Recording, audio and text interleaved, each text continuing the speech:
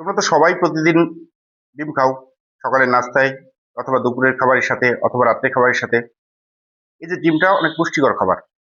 এই ডিমটা যখন আমরা কিনি তখন এটা যে ভালো ডিম কিনছি কিংবা খারাপ ডিম কিনছি এটা আসলে পরীক্ষা করার উপায় থাকে না, কারণ একটা ডিমের উপর থেকে দেখে তো বোঝা যায় না এর ভিতরে ভালো কি খারাপ। আজকে আমি তোমাদের শেখাবো কি করে তুমি বুঝবা ডিমটা না ভেঙ্গেই এটা ভালো ডিম অথবা খারাপ ডিম, এটা পরীক্ষা করা। এটার জন্য তোমাদের বাসায় যে গ্লাস আছে, একটা সিম্পল গ্লাস, একটা গ্লাস নিবা। গ্লাসটাকে তোমার যে নর্মাল আমরা খাবার পানি খাই সেই পানিটা দিয়ে আমরা গ্লাসটাকে ভর্তি করব।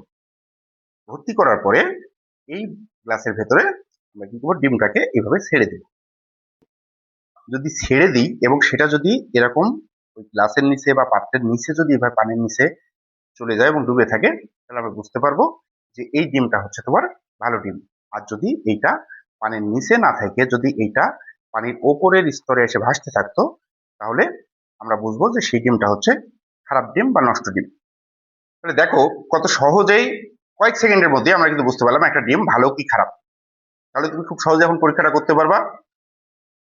এরপরে তোমাদের শেখানো হবে, আগামী পর্বে আমি দেখাবো কিভাবে একটা ভালো ডিমকে কয়েক সেকেন্ডের মধ্যেই তুমি নষ্ট ডিমে রূপান্তর করবা। আসলে নষ্ট ডিমে রূপান্তর করবা না, যে ডিমটা ডুবে আছে তাকে কোনো সাহায্য ছাড়াই তুমি কি করবা, পানির উপরে ভাসাই দিবা। নেক্সট ভিডিওটা দেখার জন্য চ্যানেল সাবস্ক্রাইব করো, তোমাদের কোনো প্রবলেম থাকলে কমেন্টস করো এবং তোমাদের বন্ধুদের শেয়ার করো। ধন্যবাদ।